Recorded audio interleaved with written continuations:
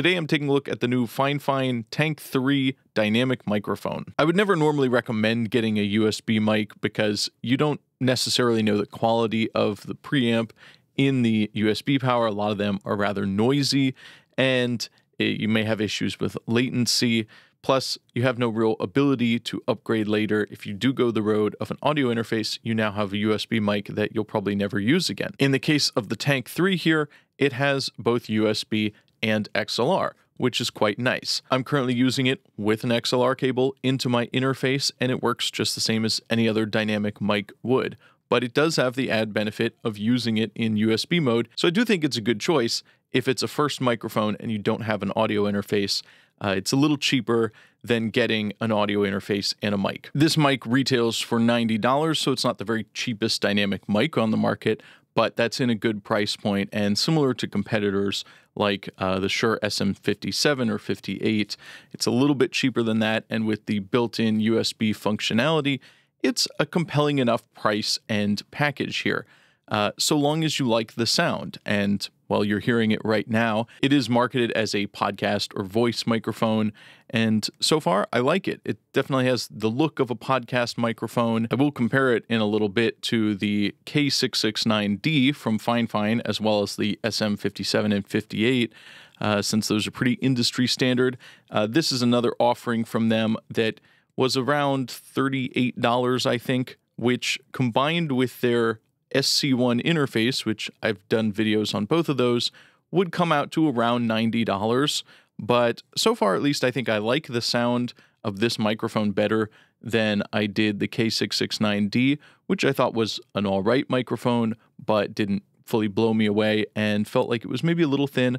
We're going to compare them side by side and see what we think about both of these. It also has decent plosive rejection if I speak directly into the microphone. I'm fairly close here, maybe about 3 inches. Peter Piper picked a peck of pickled peppers. Definitely does pick up some plosives, so I always try to speak off-axis to the microphone.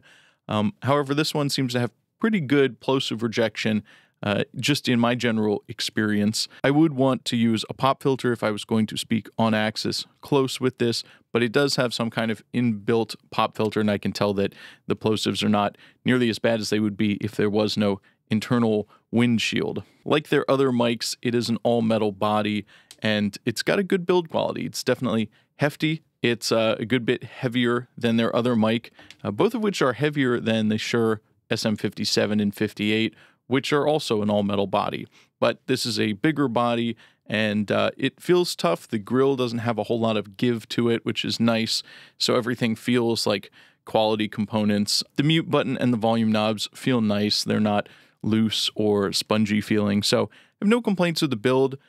We do have a single screw on the other side here to tighten this up. It seems to retain its position well, no matter where I put this. Now, this mic was sent to me for free for review. I've done a couple of reviews with their products. I did the SC1 interface, as well as the K669D and C microphones, which I thought were all right. They had a good build quality, but the sound quality, I thought it was fine for the price, but being at $38, they're not terribly expensive, and I felt like the build was the highlight. The sound was all right, passable, but not fantastic.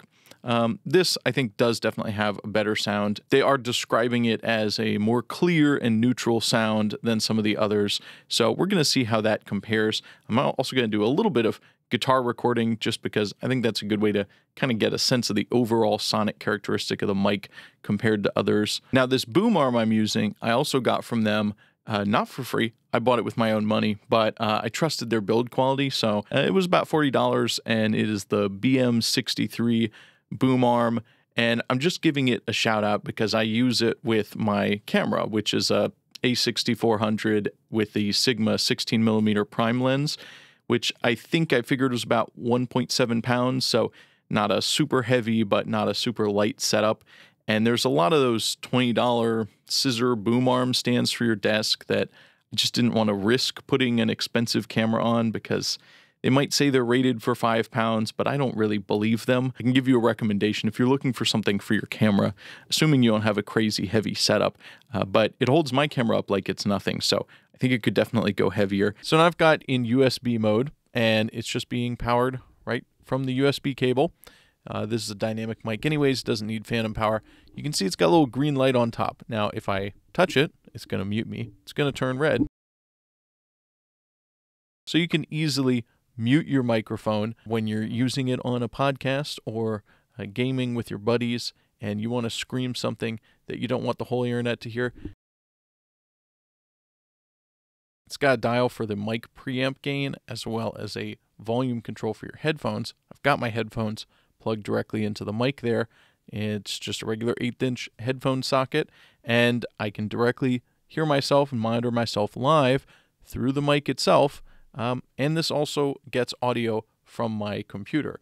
So if I'm playing a YouTube video, I can hear that fine through the microphone, through the USB connection. As for noise performance, I didn't really notice any difference between the USB mode and my audio interface. So if you don't want to get an audio interface, or you want one only for the upgraded sound, I don't know that you're going to notice any difference between this and an audio interface, which is good. That means this performs well. And I like that because that can be a problem. USB mics are somewhat notorious for being noisy and having cheap preamps, and this seems to have a good little interface built in. So I definitely like that. If you're going to go the USB route, I think this is a good microphone for that. This is going to be a very quick unboxing because there's really not a whole lot in the box. Inside, we've got a user guide, the microphone, and a USB cable. The included USB cable is 8.2 feet or 2.5 meters long. Here is the Tank3 microphone. We've got 2 knobs here for mic gain and headphone volume. On the back, we've got XLR, USB-C, and the headphone port. There's also a mic mute button on the front that is green when the mic is active and turns red when it is off. This is a threaded lock, so you can tighten it so the mic stays where you position it. Even at its tightest, it feels easy enough to move, but it retains its position well, so I don't think it needs to be any tighter, really. It has a combination threading of both 5/8, which is your standard mic thread, and 3/8. It does have a full-color user's guide with instructions for Mac and PC how to set up the microphone for its USB mode. Here are the manufacturer specs. It's a dynamic cardioid mic with both USB-C and XLR modes.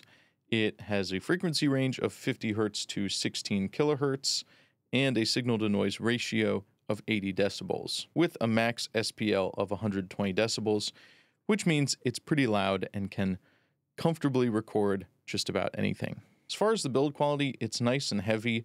The grill has only a little bit of give to it, but feels quite sturdy. It's an all-metal body with a satin black finish, and it's fairly robust. It's heavier than most microphones. So let's get into some microphone comparisons, and I'm going to start with the Shure SM57. This is my main voiceover mic that I typically use. It does have the extra pop filter that they sell for these, so that's why it looks a little different. This is my main voiceover mic most of the time, and I like it. It's a well-known mic. I've also got the 58 here, which is essentially the same mic as the 57, though we may be able to hear some difference.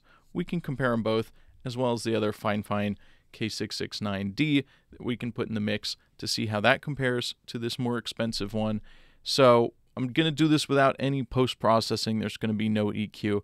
Just going to talk into both microphones, and you are currently listening to the FiFine Tank3. So here is how it sounds with no post-processing, and I'm going to switch over to the SM57. Here I am on the Shure SM57, again with no post-processing, and the interface gain levels are set the same between these two, and they have a similar volume. So unlike something like the SM7B, you don't have to have a super high-end interface or a cloud lifter to really get a clean, clear signal out of these. It does have a transformer, evidently, so it is a louder microphone, and it's on par with the SM57 as far as its own natural gain and output level. Here I am now on the SM58, and it has the same capsule as the SM57, so they should sound mostly the same, but it does have a different grill basket, and it seems to me right now to have a little bit more top end, a little more treble. Maybe it's just a little bit brighter than the SM57. I do have the a special pop filter on that, which does perhaps darken it up a little bit. So this is the SM58. This is the industry standard. This is a good vocal mic for just about any application. And we're going to switch back to the Tank 3 now. Here I am again on the Tank 3, and I do think it's maybe a little bit darker than the SM58, but it still seems like it has plenty of top-end clarity. I think the sound is necessarily better or worse than the Shure microphones. It's a little different, but I would say it's on par. It keeps up with them, no problem, which is good because they're in a similar price range. However, of course, the Tank 3 does have its built-in preamp, so that's a benefit to that. Let's go over to the K669D. This is another dynamic from FiFine, but at about less than half the price, and we'll see how the sound changes. Here I am on the FiFine K669D, and I think this is also a fine microphone for speech, though it does seem to be a little bit brighter and perhaps a tad harsher than the Tank 3. I do find it always a little difficult in a pure vocal test to get a clear sense of exactly how each microphone performs, because I think any of these microphones works fine on speech, and you can always do a little bit of post EQ to clean up any weak points in the microphone. I'm more picky when it comes to something like recording an instrument with the tone of the microphone. That definitely matters a lot more there. And here's the Tank 3 again for direct comparison. So do you think it sounds twice as good as the K669D? Is that something you can fairly expect? Not really, but I think the K669D is a good value microphone, but is it going to be as impressive for your beautiful podcast voice? I don't know. You let me know. Here is the Tank 3 again, and do you think this is a far superior sound? I do think it's a little more even, a little more smooth than the K669D, so I would really like to shorten that name because it's a little too long. But here once again is the K669D from FiFine. Now we've gotten a sense of how all these sound together, and let's do a little testing on guitar, because I think that's where you'll really notice more of their unique characteristics and where each one of them kind of boosts and cuts certain frequencies. So I made a full set of IRs with this mic, as well as some fresh ones just for today for the SM57, the 58, and the K669D. So I'm going to play you a little guitar clip. On the left, I've got the Tank 3, and on the right, I've got the SM57.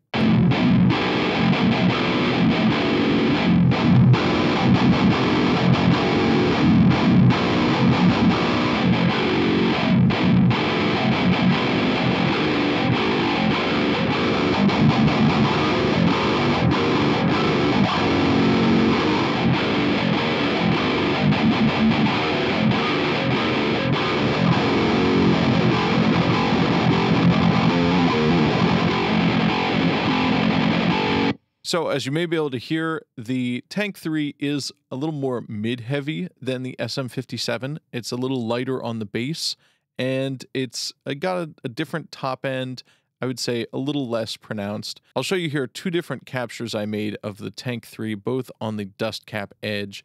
This one that I just played you is a little closer to the 57, so I think the position on that was a little better dialed in, but mic positioning has a big impact on the sound as well.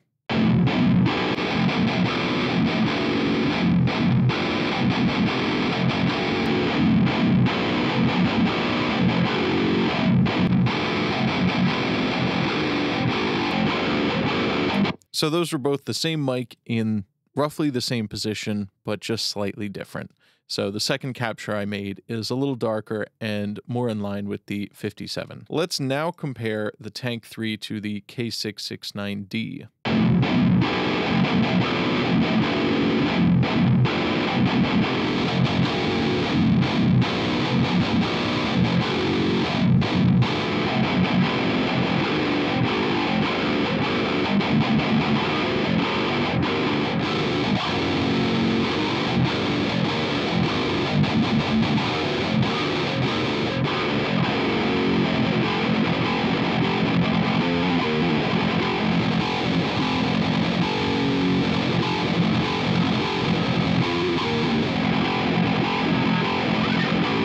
Now, on its own like that, you may prefer the sound of the K669D, which is brighter, but I think in a mix setting, the Tank 3 is better. It's got a lot more mids. It's kind of got more mid-range than the 57. Also, it's got a little bit less low end. A lot of that low end is kind of unnecessary and would get cut out anyways. Now, I know this mic is designed as a vocal mic, so all of this is a little bit unnecessary as far as how it stacks up as a guitar mic, but I don't think it's actually a bad guitar mic. The main thing I noticed that I didn't like is right around 3.4 kilohertz. There's kind of a whistly sound that really doesn't come out on vocals, but it is more noticeable on guitars. So let's listen to it and I'll engage a little cut in that area and I think you'll hear it clean up.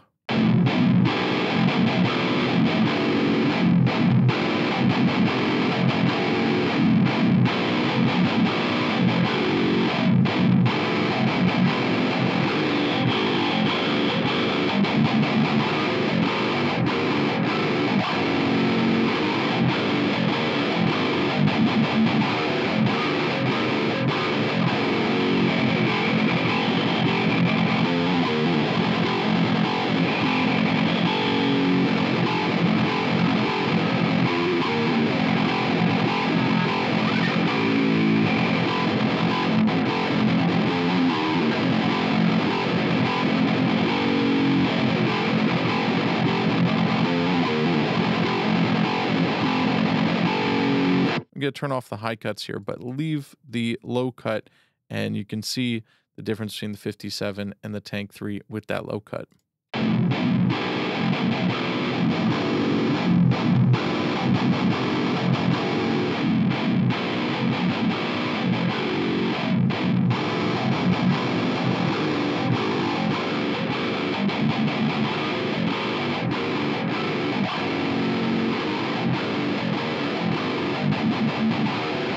So all in all, I don't think it's a terrible mic to record guitars with. I think you definitely could in a pinch. I don't know that many people really will. But I will give you the IRs, and you're welcome to play with them. You're welcome to use them in some IR blends, perhaps. So after making the IRs and listening back to some different voice clips, comparing it to the SM57, the 58, and the other FiFine dynamic I have here, the K669D. Compared to that one, the K669D, it's I definitely like the sound. Compared to their other dynamic that I have here, I definitely like the sound signature better. Both mics are a little bit lighter on bass than the Shure mics I have, but they have a fairly different character otherwise. The Tank 3 has got a more prominent mid boost. K669D has got quite a bit of top end, which I find a little bit bright, a little bit too much on that one. I do like the sound of the Tank 3 better. I think it's got a nice warm sound that makes sense for vocal applications for a podcast style dynamic mic. I think it works well for that. It's not overwhelmingly bright, but it's not dark and woolly either. So it's got a good balance for the top end. It's got a little bit prominent mids, which I don't notice so much on the voice alone. It's a little more apparent compared to another mic, especially on guitar where you can hear everything. The only kind of problem frequency I found, I thought on the guitars was right around 3K, but it's not very noticeable on the voice. I don't really notice it at all. So you can cut that area or not if you want to, but I don't think it really hurts the sound. I think if I was using this on its own, like in a direct-in situation where I didn't have any access to EQ, I would be happy with the sound. I don't think this really needs a whole lot of EQ, and the bass isn't overwhelming if you don't have access to a low cut or something. So that's nice. That would be one thing that's kind of annoying with some podcasts. A lot of the times, the low-end plosives are number one big problem, but also sometimes the low end is just mixed too much, and it may just not be mixed at all. There may be no low cut, and if you're like in a car and you've got a subwoofer, you might be hearing all this weird stuff in the subwoofer from their voice, from wind, and that can be kind of distracting and annoying. So I like to always give things a low cut to take care of the super sub frequencies anyways. But in that case, this mic doesn't have an overwhelming bass, but I don't think it sounds thin at all either, especially with a healthy amount of mids. So sound wise, I don't really have any complaints with it. I think it's a good sounding mic. I think it stacks up fine against the Shure mics. I don't think one is necessarily better than the other.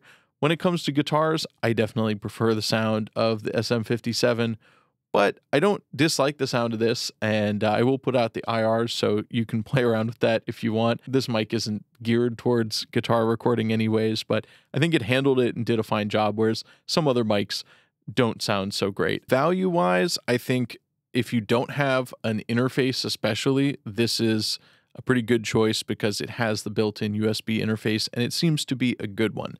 The noise floor doesn't seem to be any higher than my actual interface. So if you want a USB microphone, I think this is a good USB microphone that doesn't hold you back in the future if you decide to go the proper route and get an audio interface. If you're just looking for an XLR dynamic mic, then it comes down to whether or not you really like the sound of this. And I think for the price range, it's a competitive sound if you want a good voice mic. I think it does a good job at that for a dynamic mic. If you like the looks of it, it's got a good build quality, that's for sure. The EQ is well suited for voice, and I think it's a good choice in that way because it's got a healthy amount of mids and not an overwhelming amount of bass and overly bright or nasty treble. Especially for people who want a USB mic, I would definitely recommend it because it's got an XLR port.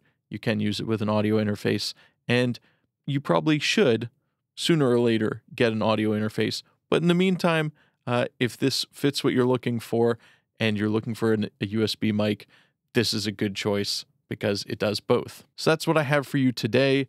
As always, please smash like gently and subscribe to my channel. Check out my video on the SC1 audio interface from FiFine and the K669D and C microphones.